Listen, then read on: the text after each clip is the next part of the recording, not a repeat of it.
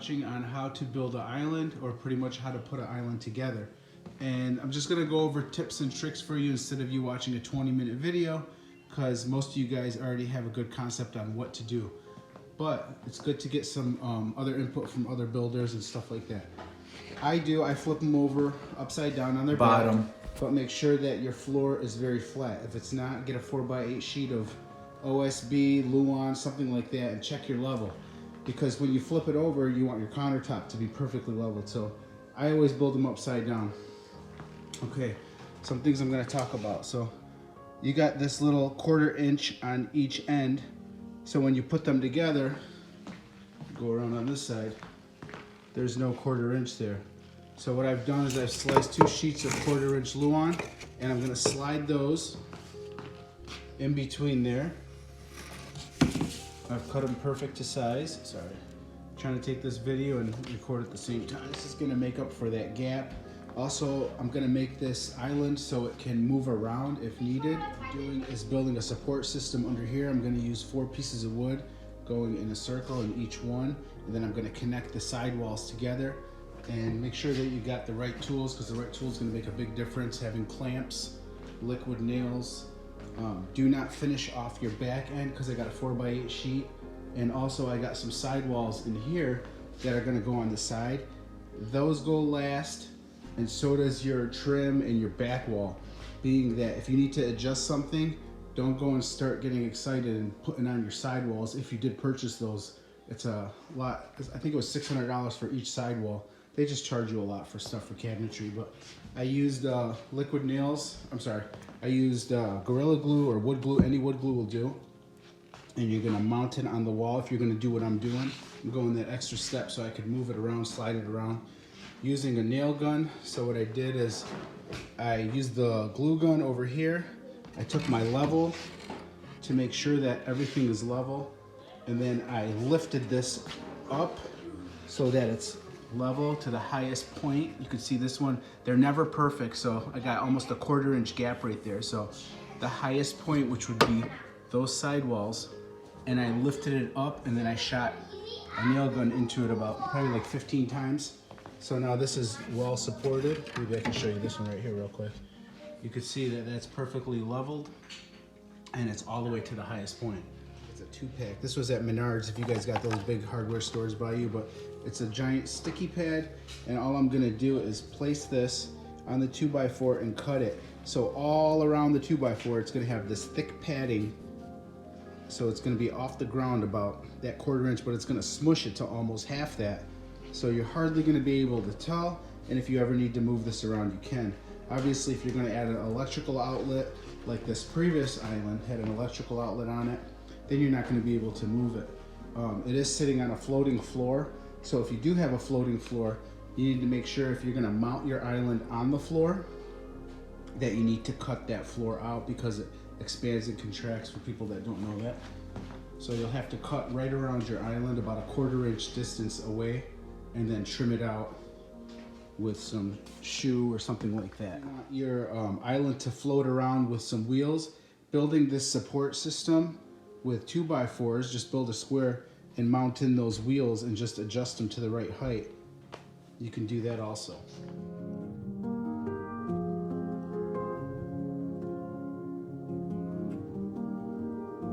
Once you clamp this together, you can see I put in that piece of Luan, 2 pieces of 1/4 inch. I went on the back end over here. Before you start putting these two together, you need to make sure that it's leveled. You need to make sure you're happy with how it's gonna sit on the floor.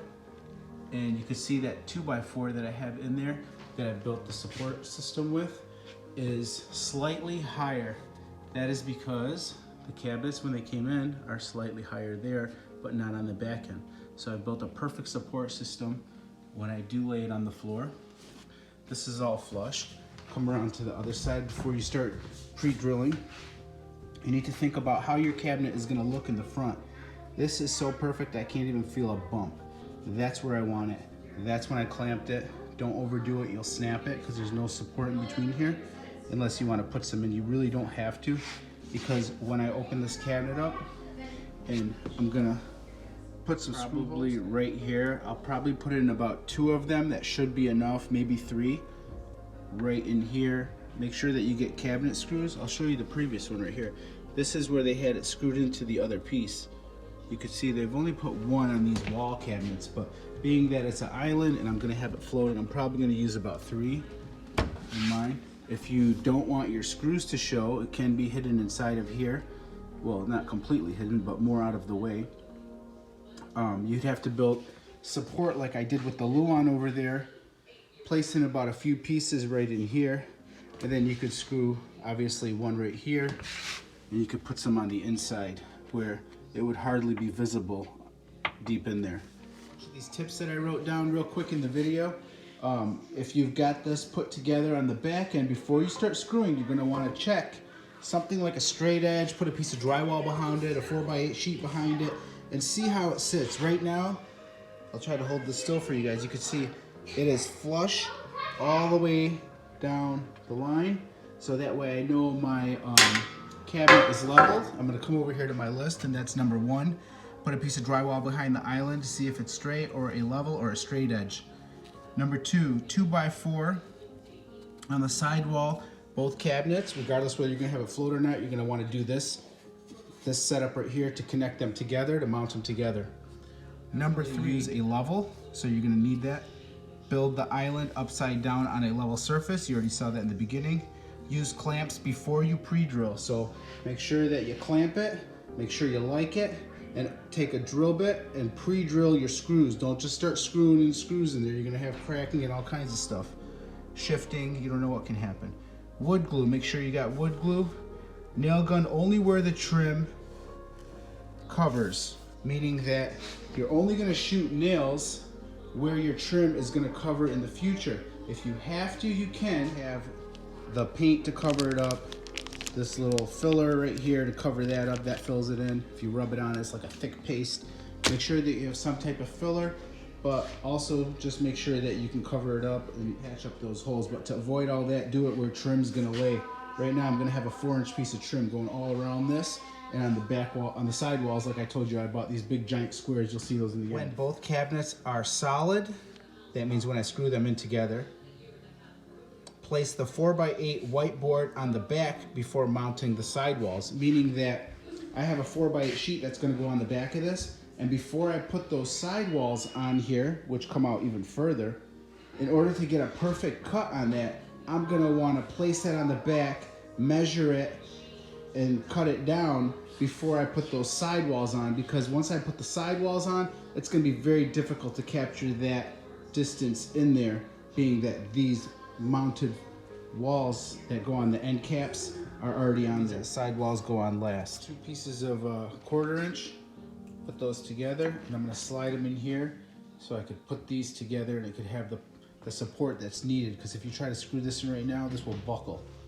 Gotta have it solid. Drill 2 holes here and here, going through this to the Luan. Make sure that your screw is gonna reach the other end so it could actually get that support needed. Try to have an impact drill, because getting those long screws through there is a little difficult unless you pre-drill it all the way through.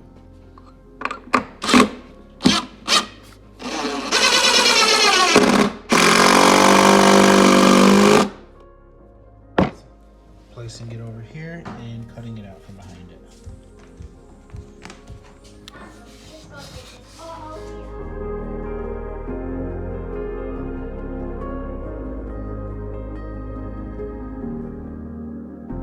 Everything perfectly leveled. I'm going that extra mile because it is going to be a moving island, and I'm going to put glue all the way around. You can see where I put that glue, just in case because this is going to be moving around, we want to make it even stronger than it already is at the factory. More of that felt padding around the edging of the bottom here to lift it up flush. So I put some like right around there, and then I put some right around here on the bottom side.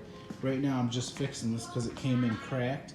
Not real happy. This is from Home Depot. I'm not real happy with how they make you pay $12,000 for a new kitchen, and then they wrap it up, and when you get it, it's got some little blemishes and defects and stuff like that. So anyways, I'm going that extra mile again to secure wood glue and stuff like that. I don't know if you have to do that, but if it's going to be moving around, like I said, it has the option to float around I've added wood glue in any of the joints that I see.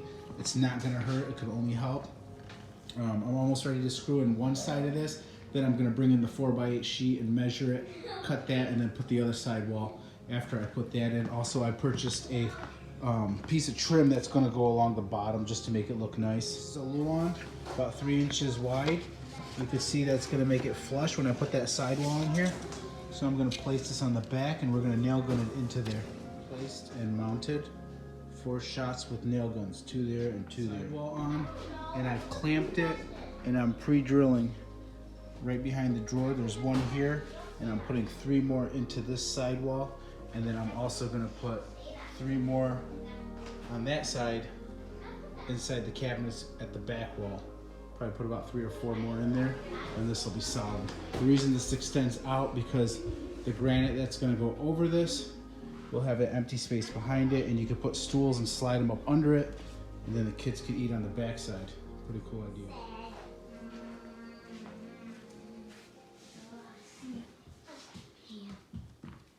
Liquid nails all on the back side of this. I got 1 piece mounted over here. I'm ready to slide this giant sheet. I think it's like a 5x10 or something like that of Luan that's been painted white. I'm gonna slide it over. I'm gonna nail gun where the trim is gonna go over at the bottom, and then I'm gonna use my oscillator tool with a new blade to cut it on the back side, and it's gonna cut it so smooth and perfect. It can't get any better than that. All right, we're ready to cut this flush with the oscillator.